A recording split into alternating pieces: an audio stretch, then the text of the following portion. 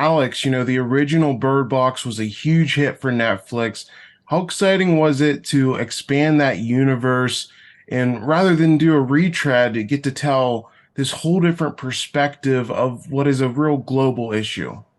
Well, that's what really attracted to us to the project. This idea of directing a movie that it was part of a mosaic of stories that they were gonna tell more of a global tale instead of having a linear way of telling it and doing like a direct sequel or prequel from the original one, creating these different chapters, these parallel stories that could be set in different parts of the world. We thought it was something that had never been done before, and it wouldn't have been possible before a global platform like Netflix is.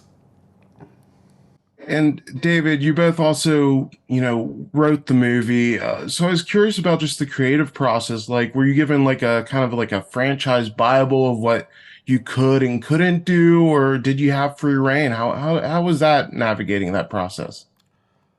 Well, I think that what attracted us to this project as filmmakers was the freedom that we had.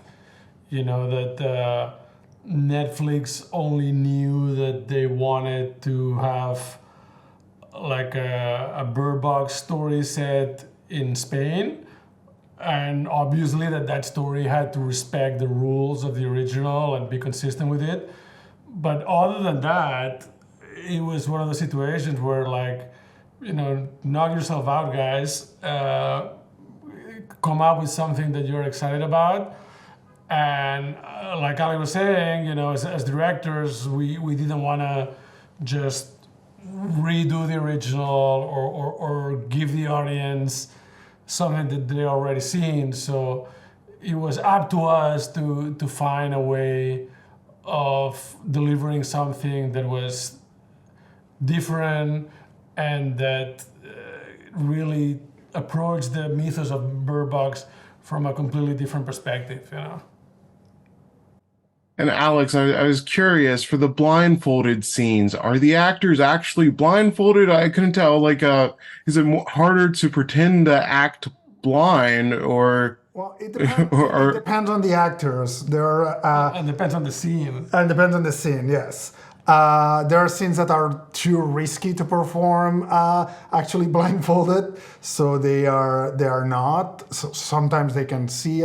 They're a little see-through. Sometimes they even have holes in it that then on CGI you patch up. Especially for the little girl, like the little girl, it would be too dangerous to have her on like a place where like she could fall down and basically kill herself.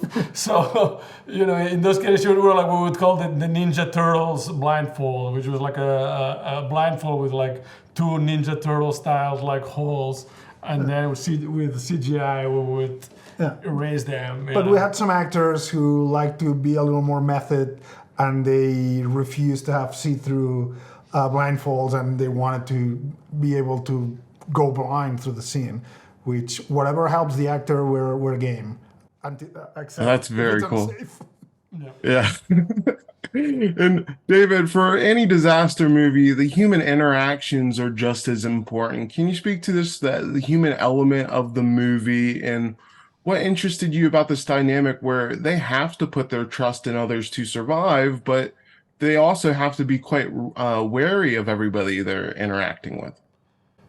Yeah, I mean, I think that's something that we probably learned during the actual pandemic that we went all through, this balance between relying on other people, but also, the fear of the other, the fear of contagion. And that's something that I think that since we all lived through it was very much in our mind when we were directing the movie and when we were talking to the actors about their interactions. That was a very important part of the film, and I think that that's something that people will be able to relate even more now than what the audience did back in like 2018 when the original came out. And then, Àlex, my last question. I know you're not the one making these decisions, but how much potential do you kind of see in Bird Box becoming even bigger of a franchise? Because it just seems there's so many possibilities. For sure. I would love to see what somebody in Korea or in Tokyo they do with the story and to see new perspectives. I think that that's what's so powerful and original from this franchise in particular. So I'm very excited to sit down and watch somebody else from a very different country from ours, with a very different perspective, have a crack at it and blow my mind. I mean, we've seen America, we've seen Europe. I think we should see Asia. You know, that would be amazing. In a way, it reminds us a little bit of the World War Z book. Not the movie, which is fine, but the original World War Z book, you know, that Max Brooks really had this sort of mosaic of what was going on in the entire world during the zombie outbreak, you know, and I think that could be like something really cool.